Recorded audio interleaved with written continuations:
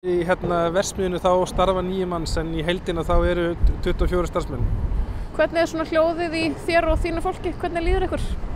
Já, þetta náttúrulega bara mjög leiðilegt sko. Eldurinn var mjög mikill bara strax í upphafi þegar við komum að og ljóst að við værum að fara strax í stóra aðgerðir. Þetta eru erfiðar aðstæður að því leytinu til að við þurfum að vinna þetta ofanfrá og svo hefur svona vindur verið að gera okkur líka svolítið erfitt fyrir í slökkvistarfi. Hvernig sýnist þér þetta ganga? Hvað er þessu staðan núna? Ég hef náttúrulega að sjálfsögðu náðu að slökkva þetta fyrir rest, en það er einhverjir klukkutímar eftir. Við erum búin að ná bárujárnsplötunum af þakinu alveg norðanmegin og austanmegin. Þetta er í rauninni restin af því sem við þurfum að ná niður. Og þetta er ekki eitthvað sem við viljum fá á flug í gegnum bæinn.